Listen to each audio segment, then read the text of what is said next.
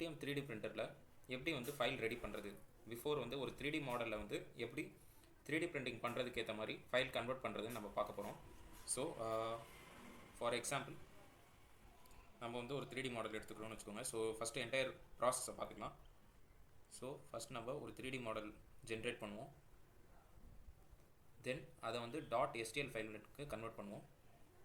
தென் இந்த STL ஃபைலை பார்த்தீங்கன்னா நம்ம ஸ்லைசிங் பண்ணுவோம். ஸ்லைசிங் வந்து அந்த process.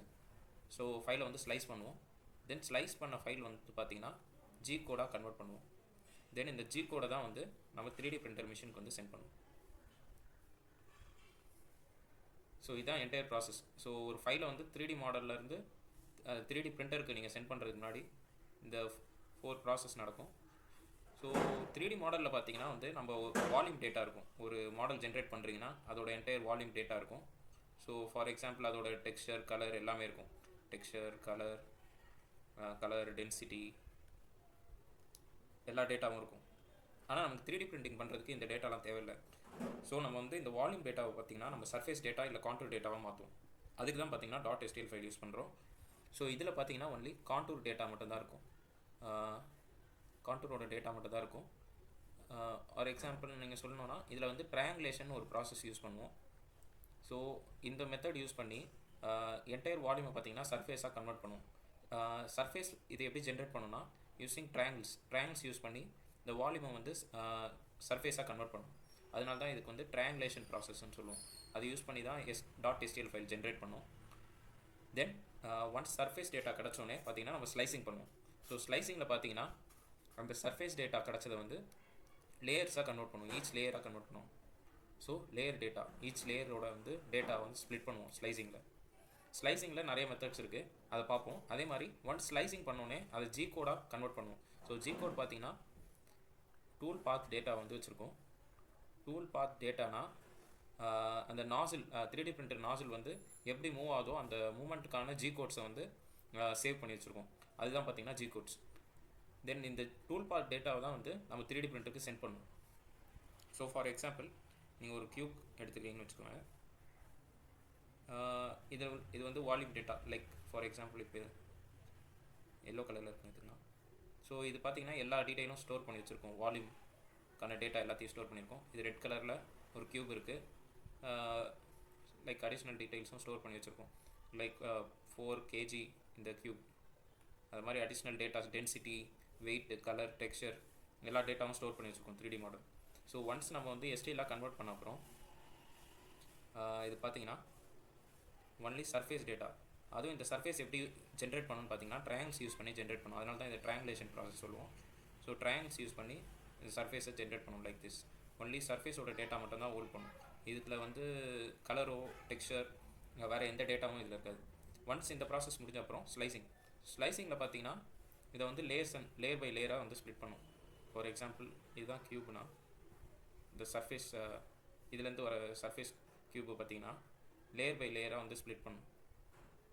So for each layer வந்து இது வந்து ஸ்லைஸ் பண்ணும். இதான் ஸ்லைஸ் டேட்டா. ஒன்ஸ் இது கிடச்சோடனே பார்த்தீங்கன்னா இந்த ஈச் லேயரில் பார்த்தீங்கன்னா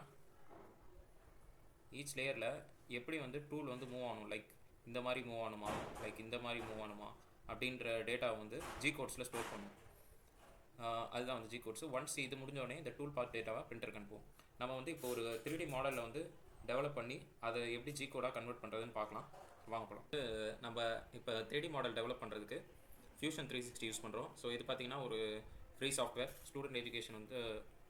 ஸோ இப்போ நம்ம 3D மாடல் ஜென்ரேட் பண்ண போகிறோம். இதுக்கு பார்த்திங்கன்னா நம்ம Fusion 360 யூஸ் பண்ணுறோம். ஸோ நம்ம இப்போ வந்து ஒரு T-ஷேப் மாடல் வந்து டெவலப் பண்ணலாம். ஸோ நான் ஒரு சர்ஃபேஸ் செலக்ட் பண்ணிக்கிறேன்.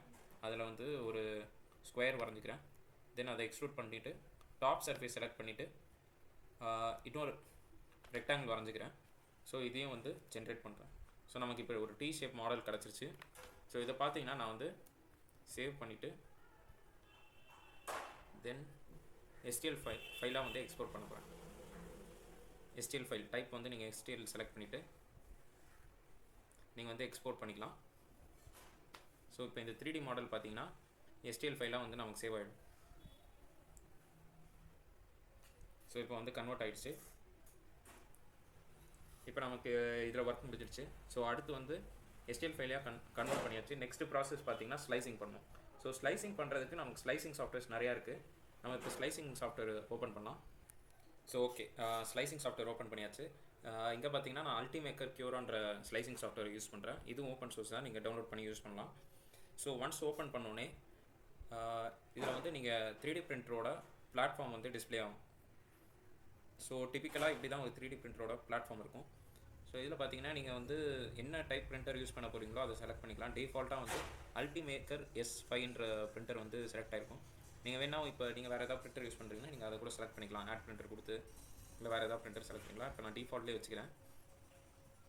இப்போ நம்ம பண்ண ஃபைலை வந்து ஓப்பன் பண்ண போகிறோம். ஸோ நம்ம பண்ண ஃபைல் வந்து இது இங்கே இருக்குது. நம்ம STL ஃபைலை வந்து இதில் ஓப்பன் பண்ண போகிறோம். ஸோ ஓப்பன் பண்ணியாச்சு. நமக்கு ஃபைலில் உள்ள ஆப்ஜெக்ட் வந்து டிஸ்பிளே ஆரம்பிச்சிச்சு. ஸோ இப்படி தான் வந்து நமக்கு டிஸ்பிளே ஆகும் 3D பிரிண்டரில். இதில் என்னென்னா உங்களுக்கு வந்து இங்கே லெஃப்ட் சைடில் பார்த்தீங்கன்னா ஃபீச்சர்ஸ் இருக்கும். லைக் மாடலை வந்து மூவ் பண்ணிக்கலாம். ஃபார் எக்ஸாம்பிள் நீங்கள் லெஃப்ட்டில் வேணால் பிளாட்ஃபார்மில் இங்கே மூவ் பண்ணிக்கலாம். அதே மாதிரி ஃப்ரண்ட்டில் வேணால் ஃப்ரண்ட்டில் மூவ் பண்ணிக்கலாம். லைக் ஃப்ரண்ட்டில் மூவ் பண்ணிக்கலாம் அது மாதிரி. அதுக்கப்புறம் இப்போ சில டைம் வந்து உங்களுக்கு மாடல் வந்து ஸ்கேல் பண்ணணும்னா நீங்கள் அது கூட பண்ணிக்கலாம். லைக் மாடல் ஸ்கேல் பண்ணிக்கலாம், ஸ்கேல் டவுன் பண்ணிக்கலாம். அதே மாதிரி இந்த டைரக்ஷன்லேயும் மாடல் ஸ்கேல் பண்ணிக்கலாம். ஸோ நான் இப்போ ரீசெட் பண்ணிட்டேன். இதில் வந்து நீங்கள் இந்த ஃபீச்சர் யூஸ் பண்ணி ரொட்டேட் பண்ணிக்கலாம். தென் இதெல்லாம் வந்து வேறு ஃபீச்சர்ஸ் நம்ம இப்போதுக்கு யூஸ் பண்ண மாட்டோம். நீங்கள் ரொட்டேஷன் பண்ணிக்கலாம். நான் அது எப்படி எதுக்குன்றது நான் சொல்கிறேன். இங்கே பார்த்தீங்கன்னா நீங்கள் வந்து மெட்டீரியல் சூஸ் பண்ணிக்கலாம். லைக் இங்கே மெட்டீரியல் டிஃபால்ட்டாக PLA இருக்குது. நீங்கள் வேணால் வேறு மெட்டீரியல்ஸ் கூட யூஸ் பண்ணலாம். லைக் ABS, நைலான், பெட்ச் அந்த மாதிரி வேறு மெட்டீரியல்ஸ் யூஸ் பண்ணலாம். இப்போ PLAலே வச்சு யூஸ் பண்ண போகிறேன். ஸோ அதோட டீட்டெயில்ஸ் காட்டுது. ஓகே, தென் இதுதான் ரொம்ப இம்பார்ட்டன்ட். இங்கே இருக்க செட்டிங்ஸ் தான். இங்கே இருக்க செட்டிங்ஸில் பார்த்தீங்கன்னா ஃபஸ்ட்டு லேயர் ஹைட் தான் வெரி இம்பார்ட்டன்ட். இங்கே டிஃபால்ட்டாக 0.2 mm இருக்குது. நீங்கள் இன்க்ரீஸ் கூட பண்ணிக்கலாம். ஸோ இதை பற்றி சொல்கிறேன். ஸோ நம்ம இப்போ Ultimaker Curaல லேயர் திக்னஸ்ன்ற ஒரு ஃபீச்சர் பார்த்தோம். லேயர் திக்னஸ்னால் இப்போ இந்த க்யூபே எடுத்துக்கலாம். ஸோ இந்த க்யூபை பார்த்தீங்கன்னா நம்ம வந்து ஸ்ப்ளிட் பண்ணுறோம். லைக் ஃபார் எக்ஸாம்பிள் நான் 5 லேயர்ஸாக ஸ்ப்ளிட் பண்ணுறேன்னு வச்சுக்கோங்க. ஸோ ஈச் லேயரோட ஹைட்டு தான் வந்து லேயர் திக்னஸ். ஸோ இந்த லேயரோட ஹைட்டு தான் வந்து பார்த்திங்கன்னா லேயர் திக்னஸ். இந்த லேயர் திக்னஸ் வந்து கம்மியாக டைம் வந்து இன்க்ரீஸ் ஆகும். But accuracy of the model, surface finish accuracy பார்த்திங்கன்னா நமக்கு இன்க்ரீஸ் ஆகும். ஓகே, லேயர் திக்னஸை கம்மி பண்ணும்போது டைமும் இன்க்ரீஸ் ஆகும், அக்யூரஸியும் இன்க்ரீஸ் ஆகும். அதே மாதிரி லேயர் திக்னஸ் இன்க்ரீஸ் பண்ணுறோன்னு வச்சுக்கோங்க. இன்க்ரீஸ் பண்ணிங்கன்னா டைமும் கம்மியாகும். அதே மாதிரி சர்ஃபேஸ் ஃபினிஷ் கூட வச்சுக்கலாம். Surface finish and accuracy. So surface ஃபினிஷும் அக்யூரஸியும் கம்மியாகும். ஸோ உங்களுக்கு லைக் நீங்கள் டெவலப் பண்ண போகிற மாடல் வந்து ஃபாஸ்ட்டாக பண்ணணும். மாடல் வந்து ஃபாஸ்ட்டாக பண்ணணும் அப்படின்னா ஃபாஸ்ட்டாக பண்ணணும். அக்யூரசி வந்து தேவையில்லை அப்படின்னு நினச்சிங்கன்னா, லோ சர்ஃபேஸ் ஃபினிஷ் ஆர் அக்யூரசினா லேயர் திக்னஸ் ஜாஸ்தியாக வைக்கலாம். லேயர் திக்னஸ் ஹையாக வைக்கலாம், இன்க்ரீஸ். இதே உங்களுக்கு சர்ஃபேஸ் மாடல் ஸ்லோவாக பண்ணால் போதும். ப்ராசஸ் நீங்கள் சர்ஃபேஸ் மாடல் 3D பிரிண்ட் பண்ணுறது ஸ்லோவாக பண்ணால் போதும். ப்ளஸ் வந்து ஐ சர்ஃபேஸ் ஃபினிஷ் வேணும் அப்படின்னா லேயர் திக்னஸ் வந்து கம்மி பண்ணணும். ஸோ நான் இப்போ வந்து சில ஆப்ஜெக்ட்ஸ் வந்து டிஸ்பிளே பண்ணுறேன். அதில் வந்து நீங்கள் வந்து டிஃப்ரென்ஸ் பார்க்கலாம், எப்படி வந்து லேயர் திக்னஸ் வந்து அஃபெக்ட் பண்ணுதுன்னு. ஓகே, இந்த இமேஜில் பார்த்தீங்கன்னா டிஃப்ரெண்ட் லேயர் திக்னஸ் யூஸ் பண்ணி FDM பிரிண்டரில் வந்து பிரிண்ட் பண்ணியிருக்காங்க இந்த காம்பனண்ட்டை. இதில் ஃபஸ்ட்டு A காம்பனண்ட் பார்த்தீங்கன்னா like very thick layers use பண்ணி டிசைன் பண்ணியிருக்காங்க. ஸோ இதில் பார்த்தீங்கன்னா சர்ஃபேஸ் ஃபினிஷ் வந்து நீங்களே நல்லா பார்க்கலாம். Bக்கும் ஏக்கு பார்த்தீங்கன்னா சர்ஃபேஸ் ஃபினிஷ் வந்து கம்மியாக இருக்கும். லைக் அந்த ஈச் லேயர் வந்து உங்களுக்கு விசிபிளாக இருக்கும். அது வந்து சர்ஃபேஸ் ஃபினிஷை வந்து கம்மி பண்ணும். பட் Bயில் பார்த்தீங்கன்னா லேயர் திக்னஸை வந்து கம்மியாக வச்சுருக்காங்க. ஸோ அதனால் வந்து உங்களுக்கு சர்ஃபேஸ் ஃபினிஷ் வந்து நல்லாயிருக்கும். பட் Bயில் இருக்க டிஸ்அட்வான்டேஜ் பார்த்தீங்கன்னா பிரிண்ட் பண்ணுறதுக்கான டைம் வந்து டிராஸ்டிக்காக வந்து இன்க்ரீஸ் ஆகும். இதுவே சி பார்த்தீங்கன்னா இது பார்த்தீங்கன்னா இது new method called adaptive slicing. இதில் பார்த்தீங்கன்னா different layer thickness for different sections of part வந்து யூஸ் பண்ணுவாங்க. லைக் பாட்டமில் வந்து உங்களுக்கு லேயர் திக்னஸ் ஜாஸ்தியாக இருந்தால் பரவாயில்லனா அந்த ஸ்லைசிங்கே வந்து ஆப்டிமைஸ் பண்ணி லேயர் திக்னஸை வந்து கண்ட்ரோல் பண்ணும். லைக் திக் லேயர்ஸ் எங்கே வேணும், தின் லேயர்ஸ் எங்கே வேணும்னு கண்ட்ரோல் பண்ணும். ஸோ அதுதான் வந்து பார்த்திங்கன்னா வேரியபிள் லேயர் ரைட். ஸோ இதில் பார்த்தீங்கன்னா ஓரளவுக்கு ரொம்ப டைம் இன்க்ரீஸ் ஆகும், டைமையும் அக்யூரஸியும் வந்து ஆப்டிமைஸ் பண்ணி லேயர் திக்னஸ் வந்து கொடுப்போம். அதுதான் சி. ஸோ இதில் வந்து நீங்கள் வந்து either B or C use பண்ணுறது தான் நல்லது. ஏ வந்து உங்களுக்கு ரஃப்பான மாடல் ஜென்ரேட் பண்ணணும்னா நீங்கள் ஏக்கு போகலாம். ஆனால் சர்ஃபேஸ் குவாலிட்டி வந்து கம்மியாகும். லேயர் ரைட் ஒரு லேயர் திக்னஸை பற்றி பார்த்துருப்போம். இந்த இடத்துல பார்த்தீங்கன்னா 0.2 mm டிஃபால்ட்டாக இருக்குது. லைக் 0.2 mm டிஃபால்ட்டாக வச்சுட்டு நம்ம ஸ்லைஸ் பண்ணி பார்ப்போம். ஸோ ஸ்லைஸ் பண்ணுது. ஸோ ஆப்ஜெக்டை வந்து ஸ்லைஸ் பண்ணியாச்சு. ஸோ அது பார்த்தீங்கன்னா எவ்வளோ டைம் எடுக்கும்னு காட்டுது. லைக் 38 minutesன்னு காட்டுது. ஸோ ஆல்ரெடி சொன்ன மாதிரி இப்போ வந்து நம்ம லேயர் திக்னஸை மேபி இன்க்ரீஸ் பண்ணலாம். Like 0.5 mm maybe 0.5 mm increase பண்ணிவிட்டு இப்போ ஸ்லைஸ் பண்ணலாம். இப்போ பார்த்தீங்கன்னா 17 minutes தான். ஸோ டைம் கம்மியாகிடுச்சு. லேயர் திக்னஸ் வந்து இன்க்ரீஸ் ஆகும்போது டைம் கம்மியாகும், பட் அக்யூரஸியும் கம்மியாகும். Then infill density and infill pattern அதை பற்றி பார்ப்போம். ஃபார் எக்ஸாம்பிள் ஒரு டாப் வியூலேருந்து பார்க்குறோன்னு வச்சுக்கோங்க. இது இந்த கியூபி வந்து டாப் வியூலேருந்து பார்க்குறோன்னா ரெக்டாங்கிள் மாதிரி இருக்குமா. 3D பிரிண்டரில் பார்த்தீங்கன்னா நம்ம வந்து ஃபுல் வால்யூமை வந்து பிரிண்ட் பண்ண மாட்டோம். எதர் வேணால் ஃபில் பண்ணலாம். ஸோ ஃபுல் வால்யூமை வந்து அப்படியே ஃபில் பண்ணுறீங்க. லைக் ஒரு கியூப் சாலிட் கியூப் வந்து டெவலப் பண்ணுறீங்கன்னா இதை அப்படியே பிரிண்ட் பண்ணிங்கன்னா 100% டென்சிட்டி, அதுதான் வந்து 100% டென்சிட்டின்னு சொல்லுவோம். ஒரு வேளை வந்து உங்களுக்கு அவுட்ரு மட்டும் கியூப் ஷேப் இருந்தால் போதும், உள்ளே வந்து லைக் கேப்ஸ் இருந்தால் பரவாயில்லனா நீங்கள் இந்த டென்சிட்டியை வந்து கம்மி பண்ணிக்கலாம். இந்த டென்சிட்டி கம்மி பண்ணுறதுனால வந்து உள்ளே வந்து எல்லா இடத்தையும் வந்து அது சாலிடாக ஃபில் பண்ணாது, நடுவில் வந்து வாய்ட்ஸ் மாதிரி விட்டுரும். ஸோ அதுக்கு தான் பார்த்திங்கன்னா அந்த வாய்ட்ஸ்க்கு தான் வந்து நம்ம பேட்டர்ன்ஸ் யூஸ் பண்ணுவோம். இப்போ லைக் நம்ம இதை வந்து 80%, 60%, 20% அப்படின்னு ரெடியூஸ் பண்ணுறோன்னா இதுக்கு இன்சைடில் இந்த கியூபோட இன்சைடில் இருக்க வால்யூம் வந்து ஃபுல்லாக ஃபில் ஆகாது. ஒன்லி ஒரு 80% தான் ஃபில் ஆகும், ஆர் 60% ஆர் 20% தான் ஃபில் ஆகும். ஸோ இந்த வாய்ட்ஸை வந்து அது எப்படி ஜென்ரேட் பண்ணோன்னா எதர் பேட்டர்ன்ஸ் யூஸ் பண்ணி லைக் அவுட்ரு மட்டும் இந்த மாதிரி ரெக்டாங்கிளாக பிரிண்ட் பண்ணிவிட்டு, ஸோ அவுட்ரு மட்டும் இந்த மாதிரி ரெக்டாங்கிளாக அது பிரிண்ட் பண்ணிவிட்டு இன்னரில் பார்த்தீங்கன்னா எதர் ஏதாவது ஒரு பேட்டர்ன் லைக் கியூப், இந்த மாதிரி கியூப்னா இப்படி ஃபில் பண்ணிடும். ஸோ உங்களுக்கு பார்த்தீங்கன்னா நடுவில் கேப்ஸ் இருக்கும். பட் ஃபார் ஸ்ட்ரக்சரல் ஸ்ட்ரென்த் வந்து இந்த பேட்டர்ன் வந்து ஹெல்ப் பண்ணும் ஃபார் ஸ்ட்ரக்சரல் ஸ்ட்ரென்த். பட் இன்சைடில் பார்த்தீங்கன்னா உங்களுக்கு வாய்ட்ஸ் இருக்கும். இங்கெல்லாம் வந்து ஃபில் பண்ணாது, இந்த லைன்ஸில் மட்டும்தான் அது வந்து பிரிண்ட் பண்ணும். ஸோ உள்ளே வந்து உங்களுக்கு வாய்ட்ஸ் அப்படியே இருக்கும். இதனால் பார்த்தீங்கன்னா டென்சிட்டி குறையும். ஸோ நீங்கள் இங்கே என்ன டென்சிட்டி செலக்ட் பண்ணுறீங்களோ அதுக்கப்புறம் பேட்டர்ன் செலக்ட் பண்ணுறீங்களோ அதுக்கேற்ற மாதிரி ரன் ஆகும். இந்த பேட்டர்ன்லேயும் வந்து நிறைய டைப்ஸ் இருக்குது. பேட்டர்ன்ஸ் இந்த பேட்டர்ன் அதுக்கப்புறம் டென்சிட்டி பற்றி பார்த்தோம். பேட்டர்ன்ஸ்லேயும் வந்து நிறைய டைப்ஸ் இருக்குது. லைக் இங்கே பார்த்தீங்கன்னா ஏபிசிடின்னு கொடுத்துருக்காங்க. டென்சிட்டி உள்ளே இருக்க டென்சிட்டி வந்து டிஃப்ரென்ஸ் காட்டியிருக்காங்க பாருங்கள். லைக் டென்சிட்டி கம்மியாக இருந்துச்சுன்னா உள்ளே வாய்ட்ஸ் நிறையா இருக்கும். டென்சிட்டி 100% இருந்துச்சுன்னா ஃபுல்லாக வந்து மெட்டீரியல் வச்சு கவர் பண்ணிடும். ஸோ இந்த உள்ளே ஃபில் பண்ணுற அந்த டென்சிட்டிக்கு வந்து நம்ம நிறைய பேட்டர்ன்ஸ் யூஸ் பண்ணுவோம். லைக் இங்கே வந்து காட்டியிருக்காங்க like triangle, square, concentric pattern, gyroid pattern, அந்த மாதிரி நம்ம வந்து டிஃப்ரெண்ட் பேட்டர்ன்ஸ் யூஸ் பண்ணுவோம். உங்களுக்கு 20% டென்சிட்டி ஆல்ரெடி டிஃபால்ட்டாக இருக்குது. இங்கே ட்ரையாங்கிள்ஸ் சூஸ் பண்ணுறேன் உள்ள பேட்டர்னில். சூஸ் பண்ணிவிட்டு நான் இப்போ ஸ்லைஸ் பண்ண போகிறேன். ஸோ ஸ்லைஸ் பண்ணியாச்சு. நான் இப்போ உங்களுக்கு இதை ப்ரிவியூ காட்டுறேன். ப்ரிவியூ பார்க்கலாம். இப்போ ஸ்லைடில் இருக்க இந்த இதை வச்சு நம்ம ஈச் லேயரை வந்து எக்ஸாமைன் பண்ணலாம்.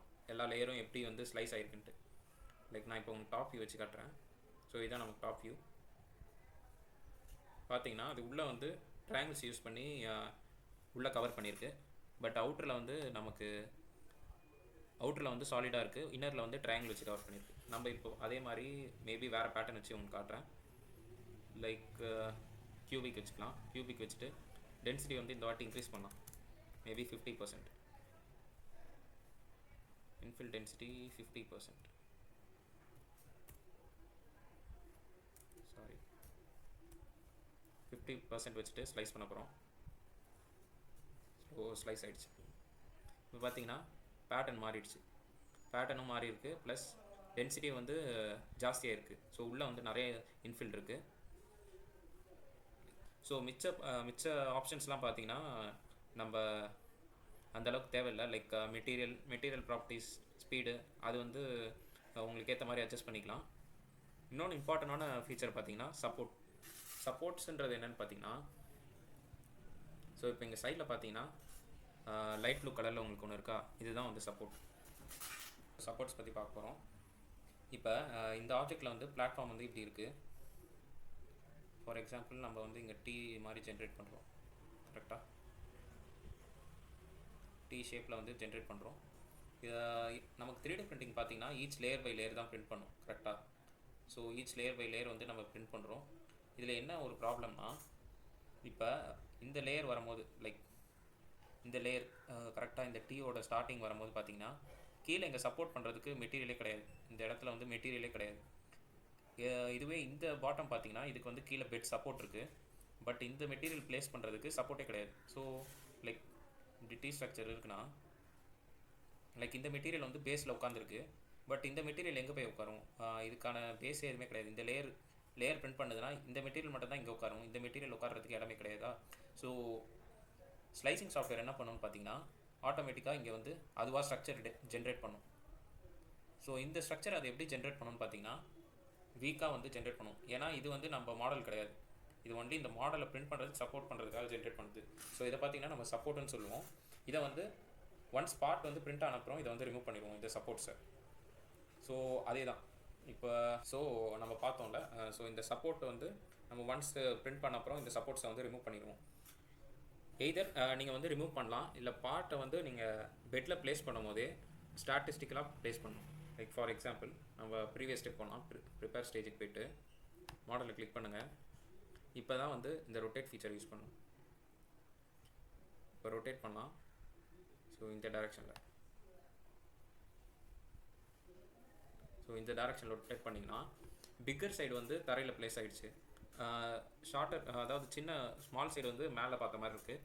ஸோ இந்த கண்டிஷனில் பார்த்தீங்கன்னா இப்போ நான் ஸ்லைஸ் பண்ணுறேன்னா நமக்கு சப்போர்ட்டே ஜென்ரேட் ஆகாது. எல்லா மெட்டீரியலும் வந்து கரெக்டாக எல்லா லேயரும் வந்து ப்ளேஸ் ஆகிடுச்சு. இங்கே பார்த்தீங்கன்னா எல்லா லேயரும் கரெக்டாக ப்ளேஸ் ஆகிடுச்சு. ஈச் லேயர் நம்ம இங்கே எக்ஸாமின் பண்ணலாம்.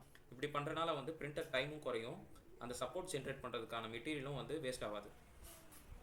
ஸோ நம்ம வந்து இங்கே ஒரு லேயருக்கு மட்டும் ப்ராசஸ் சும்மா பார்க்கலாம். இப்படி தான் வந்து நாசில் மூவ் ஆகும். அதில் வந்து ஒரு சின்ன அனிமேஷன் மாதிரி வரும், எப்படி வந்து அந்த லேயர் வந்து ஜென்ரேட் ஆகுதுன்னு. ஸோ இப்படி தான் வந்து நம்ம 3D பிரிண்டரோட நாசிலும் வந்து மூவ் ஆகும். ஸோ இதை தான் பார்த்தீங்கன்னா நம்ம ஜி கோட் சொல்லுவோம். இப்போ வந்து நம்ம இதை வந்து ஒன்ஸ் இது ஓகே அப்படின்னா வந்து நம்ம சேவ் டு டிஸ்க்கு கொடுத்துக்கலாம். ஸோ நான் சேவ் டு டிஸ்க்கு கொடுக்குறேன். ஓகே சரி. இது பார்த்தீங்கன்னா வந்து நமக்கு ஜி கோட் ஃபார்மேட்டில் சேவ் ஆகிடும். ஒன்ஸ் ஜி கோட் வந்து டெவலப் பண்ணோடனே எதர் நீங்கள் நெட்வொர்க் ஆர் நீங்கள் இந்த ஃபைலை வந்து ஒரு யூஎஸ்பியில் காப்பி பண்ணி உங்கள் 3D பிரிண்டரில் வந்து சப்ளை பண்ணிடலாம். 3D பிரிண்டரில் வந்து நீங்கள் சப்ளை பண்ணிட்டீங்கன்னா அது வந்து பிரிண்ட் பண்ணிவிடும், உங்களுக்கு மாடல் வந்து ஜென்ரேட் பண்ணிவிடும். Thank you, by.